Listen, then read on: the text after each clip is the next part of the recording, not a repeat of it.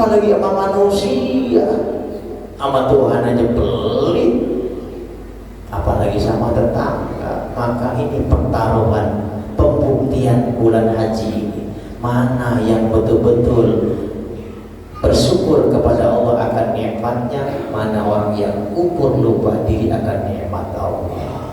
Memang sunnah, Pak. 3 mazhab yang mengatakan sunnah: Maliki, Syafi'i, Hambali. Wajib itu kurban bagi Imam Hanafi, mazhab Hanafi. Untungnya kita mazhab Syafi'i. Betul? Jadi ada yang sembunyi di balik kesunahan kurban. Jemaah rahimakumullah, jangan menganggap enteng perintah kurban, karena itu pembuktian sampai mana syukur kita kepada Allah.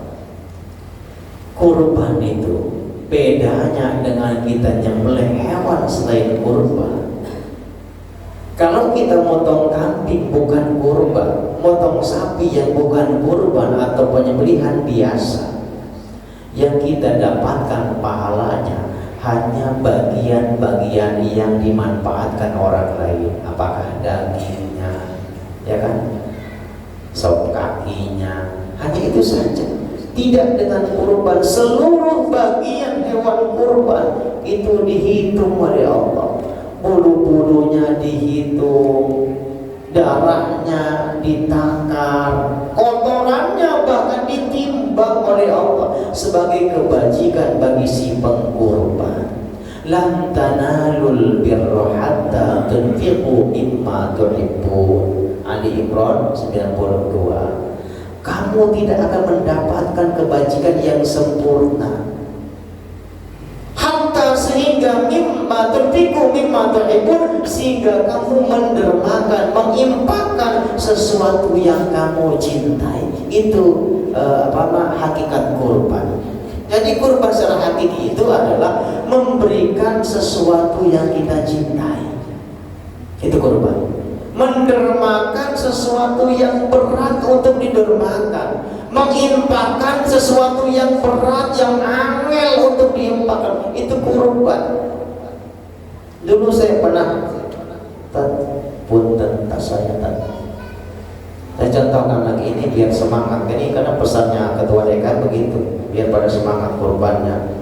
Karena PW ini katanya belum banyak yang kurban katanya. Ya udah, saya tukang kompor ya, saya komporin. Pakai calo ibadah kan, Ustaz kan calo ibadah. Apa-apa calo ibadah daripada calo tiket. Kurban. Umpama Bapak Ibu saat pengajian macam ini ataupun Jumatan, Bapak Ibu bawa dompet atau nggak bawa dompet tapi di kantongnya ada berbagai macam uang. Ini umpama ya, ini kurban secara hakikat. Di kantong kita saat kita Jumatan, saat kita ngaji seperti ini, lewat itu tromol masjid kotak amal, di kantong kita ada uang macam-macam warna dan nilainya. Ada yang warna abu-abu monyet 2000, tapi duit saya nggak lengkap ini. Ada yang warna biru 50.000. Ada yang warna merah, berapa ini Bu? Tapi pinter ya, nalar duitnya. Bapak jawab ya, jujur tapi jujur ya, oh, sekali aja jujur ya. Gak usah bohong, terserah Bapak deh. Sekarang jujur, tolong jujur, saya jawab, saya tanya Bapak jawab. Andai saat Bapak Jumatan di Alabama,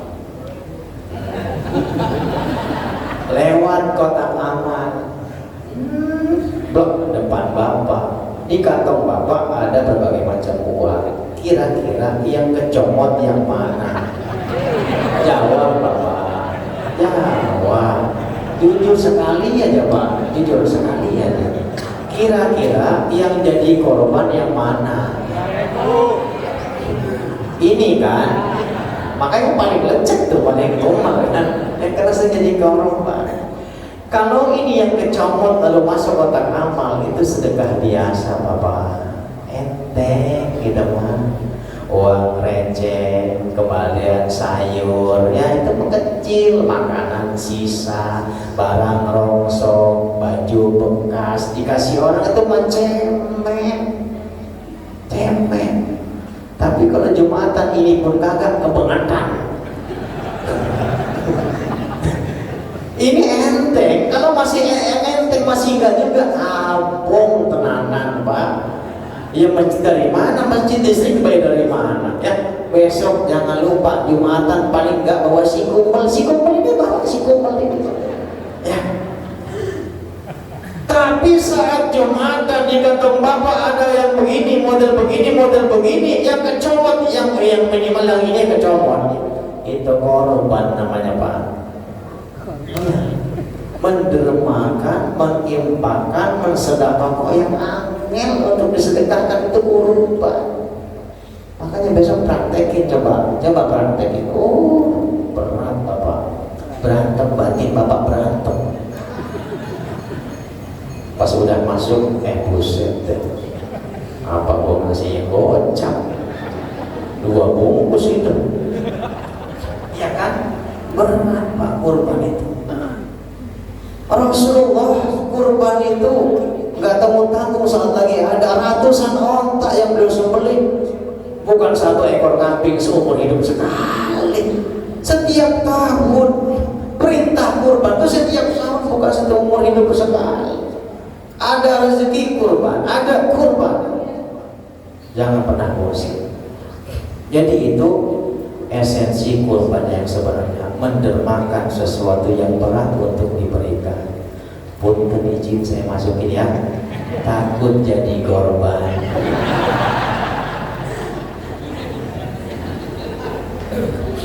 Karena kalau diminta harus saya kasih, mesti.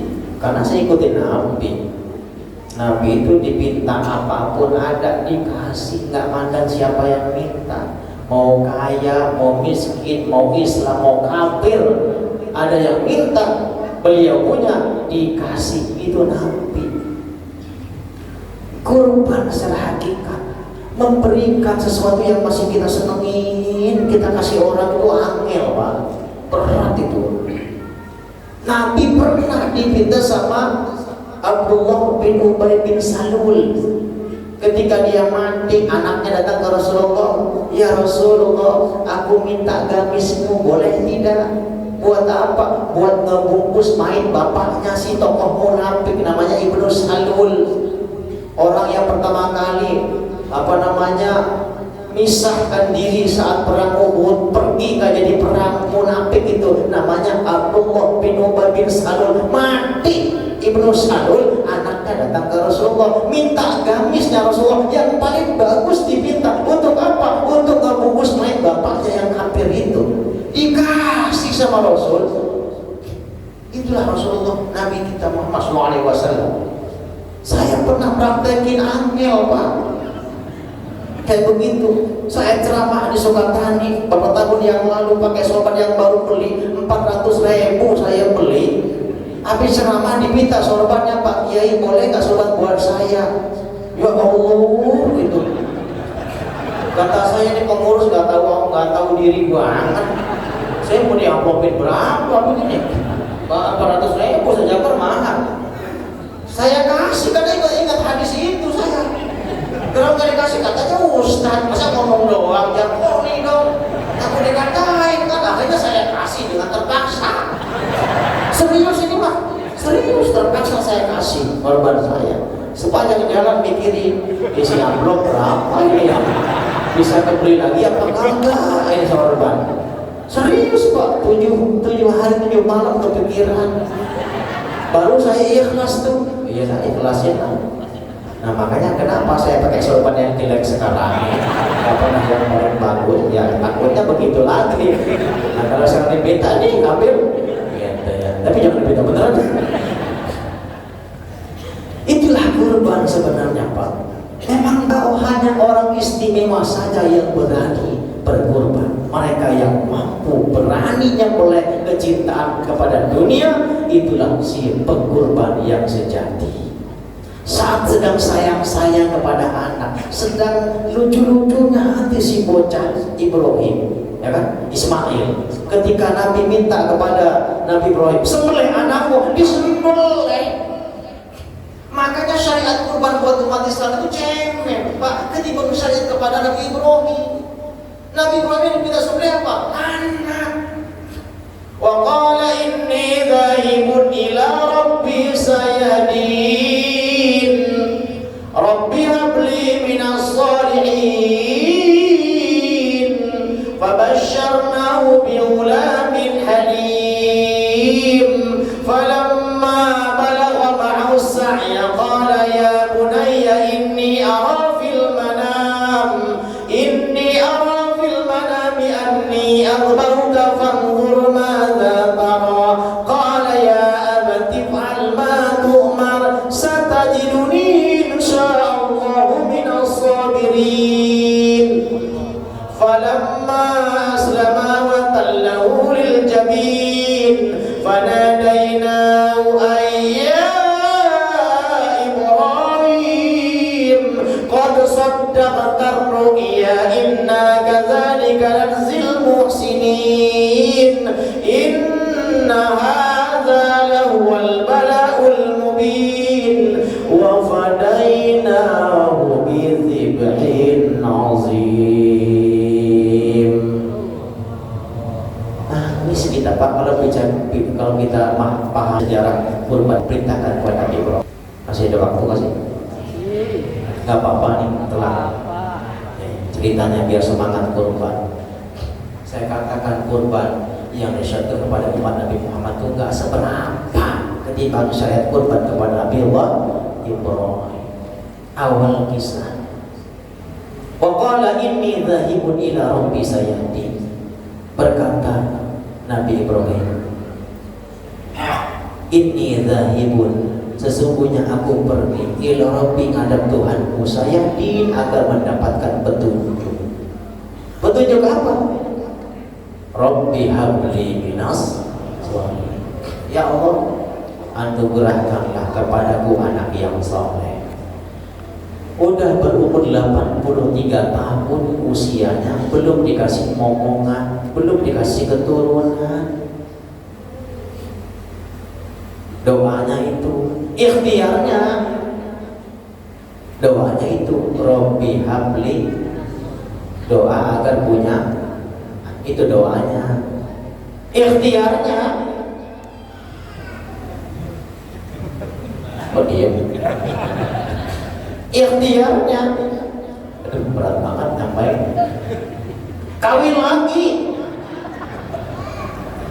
Lah iya, ketika menikah dengan Siti Sarah nggak dikasih anak Nabi Ibrahim, maka kata istrinya yang cantik jelita itu, Sarah kan cantiknya luar biasa. Bahasa Ambon nih, Bang, coba deh nikah lagi Bang, Rabi maning mas, kawin lagi Bang. Ada bini macam itu? Mana ada? Istri nyuruh suami nikah lagi, bapak mau? Saya nanya jujur, jawab 2 kali saya bertanya nih. Pertama tadi tentang sedekah, yang kedua tentang ini. Andai istri bapak macam Siti Sarah, nyuruh kawin lagi, bapak mau? Mau diusir?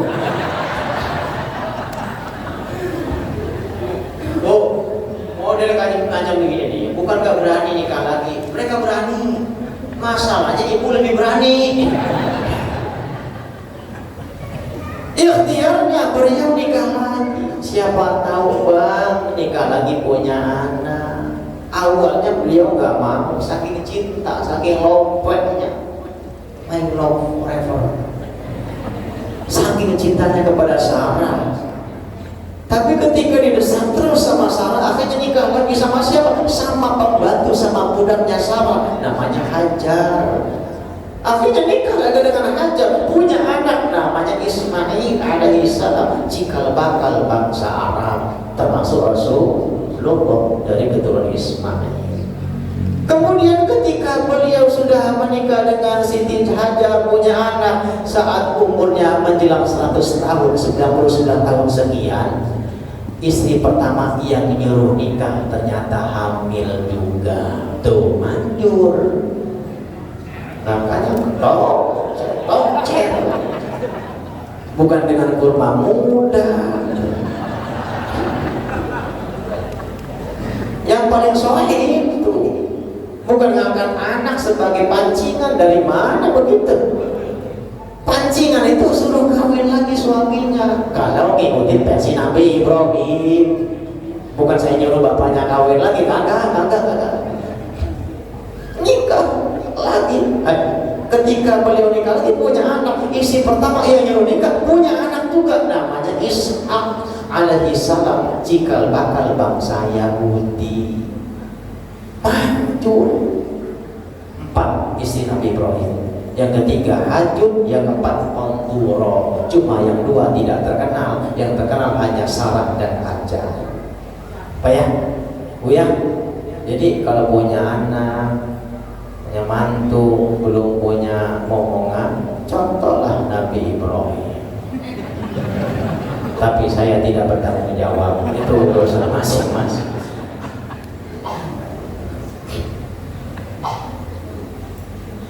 Fabasyarnahu bighulamin halim. Maka kami berikan kabar gembira kepada Ibrahim dengan seorang anak yang penyantun, yang sopan, yang ramah kepada kedua orang tua. Falamma balagha ma'ahu as-sa'ya, ketika si anak umurnya antara 7 sampai 10 tahun, bisa diajak kompromi atau diskusi. Qala ya bunayya inni ara fil manam, wahai putraku, sesungguhnya aku telah memimpi dalam tidurku, anni azbahuka, sesungguhnya aku menyembelihmu. Ibrahim berkata saat Ismail masih kecil, masih lucu-lucunya, anak pertama yang begitu lama didambakan, bapak ngimpi nyembelih sampeyan. Kata Nabi Ibrahim, fanzur madza tara, maka pertimbangkanlah bagaimana pendapatmu tentang mimpi ayah ini. Apa jawab Ismail? Qala ya abati fa'al ma tu'mar, wahai ayah, lakukanlah apa yang Allah perintahkan kepadamu. Satajiduni insyaallahu minas sabirin. Insyaallah ayah, engkau mendapatiku sebagai anak yang sabar. Tuh bocah soleh, mau disembelih monggo mawon bapak. Anaknya Nabi, anaknya kita. Umpama ada perintah nyembelih anak, bapak mimpi 3 kali seperti mimpi Nabi Ibrahim, nyembelih anak bapak yang laki-laki, yang pertama lagi atu-atunya. Ngomong bapak kepada anak bapak, semalam bapak ngimpi apa pak? Mimpi basah? Bukan, bapak ngimpi nyembelih apa pak? Kambing? Bukan, nyembelih sampean. Nyembelih saya pak? Iya. Bagaimana pendapatmu anak zaman sekarang ya? Nyembelih siapa pak? Nyembelih saya. Gini pak, bapak kan udah tua, udah nikah, udah punya rumah, udah pensiun, udah punya anak. Bagaimana pak kalau kita tukeran? Saya yang nyembelih, bapak tak sembelih. Anak zaman sekarang pak. Ismail enggak. Qala ya abati fa'al ma tu'mar, laksanakan bapak, sekalipun perintahnya enggak rasional, enggak masuk akal, masa iya nyembelih anak? Perintah Tuhan. Maka kan itu poin yang dijadikan setan untuk menggoda ketiganya, Nabi Ibrahim, Hajar dan Ismail, kan itu. Masa iya Ismail perintah Tuhan nyembelih anak, gak rasional. Hajat juga sama, anak mau disembelih sama siapa? Sama bapaknya. Masa perintah Tuhan nyembelih anak gak masuk akal. Ibrahim pun sama. Apa iya? Maka beliau gak nyembelih. Apa 3 kali ngimpi? Apa iya? Perintah Tuhan nyembelih anak gak masuk akal, berat, angel, tenanan. Tapi keduanya ikhlas. Falamma aslama wa tallahu lil jabin. Ketika keduanya telah sepakat, pelipis sudah nempel di tanah untuk disembelih. Bahkan dalam kisahnya ketika sembelihan pertama itu enggak mempan. Bukan Ismail jago kanuragan, bukan karena lama di Banten, bukan karena jago silat punah kebal, enggak. Allah yang ngasih ujian ketika sembelih, enggak mempan. Apa kata anak? Apa kata Ismail? Ayah, coba tekan yang lebih kuat pisaumu ayah, biar leherku cepat putus selesai perintah Tuhan ini. Masya Allah. Coba anak bapak disembelih enggak mempan.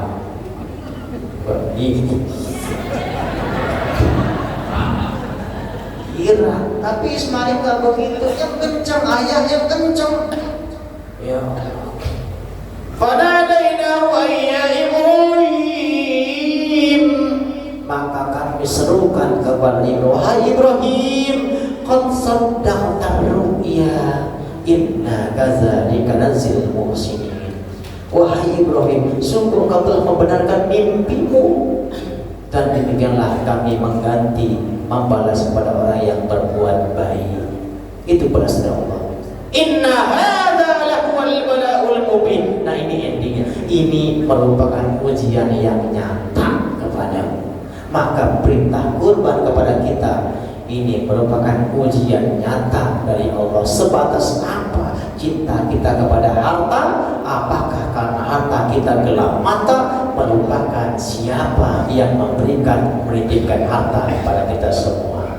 Wa fadaina bi dzibhin azim, maka kami ganti sesembelihannya Ibrahim dengan seekor kambing kibas yang amat besar. Ingat, kurban itu ibadah yang istimewa. Kurbankanlah kambing sapi yang istimewa. Kalau ada yang kurban dengan kambing kurus, padahal dia mampu beli kambing yang kurban, itu kurbannya si Qabil. Masih ingat cerita Qabil dan Habil? Ketika keduanya berebut menikahi si Iklimah, kan perintahnya berkurban. Siapa yang diterima kurbannya, maka dia berhak untuk menikahi si Iklimah. Iklimah itu kembaran si Qabil, kembaran si Habil namanya Labuda. Perempuan cantik itu namanya Qabil, perempuan yang gak cantik namanya Labuda. Jadi kalau ibu cantik berarti keturunan si Iklimah, kalau ibu gak cantik alias jelek berarti keturunan si Labuda. Jadi kedua-duanya keturunan Nabi Adam. Usah bersedih, gak usah dua-duanya keturunan Nabi Adam. Alhamdulillah. Nah, ketika si Iklimah harus dinikahkan dengan si Habil, Qabil ora terima. Pokoknya saya harus nikah dengan kembaran dewek, yaitu Iklimah, karena Iklimah cantik menawan rupawan melebihi Luna Maya. Kalau terkadang nggak bisa, mesti disilang. Ngeyel si Qabil nggak bisa, pokok dengan Iklimah. Akhirnya kata Nabi Adam, begini aja, kalian berdua berkorban, ya. Si Qabil karena dia seorang petani, dia berkorban dengan hasil taninya. Tapi sayang yang dikorbankan gandum, jagung yang sudah usang, yang udah kutuan, yang udah jamuran, disedekahkan untuk dikorbankan. Sementara si Habil yang seorang peternak, beliau mengorbankan domba yang sangat gemuk.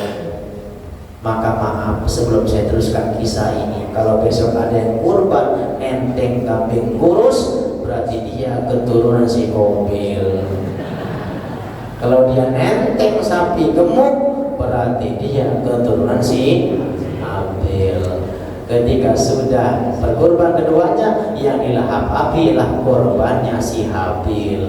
Maka Habillah yang diterima korbannya, dia yang berhak menikahi si Iklimah. Maka sekarang terjadi kadang-kadang lakinya jelek, bininya cakep, ya itu mungkin kisahnya Habil dan Iklimah. Sebaliknya kadang-kadang lakinya ganteng, maaf bininya pas-pasan kadang-kadang. Betul itu kisahnya Qabil dan Labuda. Ya, udah gitu aja ya. Jadi semoga ada manfaatnya. Ayo berkurban, dermakan harta kita karena cinta kita kepada Allah Subhanahu wa taala. Semoga Allah berikan lapang rezeki kepada kita sehingga tahun ini pada kurban semua. Amin ya rabbal alamin. Musananya ya. Al-Fatihah. Bismillahirrahmanirrahim. Alhamdulillahirabbil alamin arrahmanirrahim maliki yaumiddin. Iyyaka na'budu wa iyyaka nasta'in. Ihdinas siratal mustaqim. Siratal ladzina an'amta 'alaihim ghairil maghdubi 'alaihim waladdallin. Amin. Ya mujibas sa'ilin. Allahumma shalli wa sallim ala sayyidina Muhammad. Allahumma inna nas'aluka ilman nafi'a wa 'amalan mutaqabbalan wa rizqan halalan thayyiban mubarakan wa shifaa'an min kulli da'in wa saqamin. Rabbana taqabbal minna innaka antas samiul 'alim wa tub 'alaina innaka antat tawwabur rahim. Rabbana atina fid dunya hasanah wa fil akhirati hasanah wa qina adzabannar. Wa sallallahu ala sayyidina Muhammadin rabbil alamin. Wallahul muwaffiq ila aqwamit thoriq. Assalamualaikum warahmatullahi wabarakatuh. Waalaikumsalam.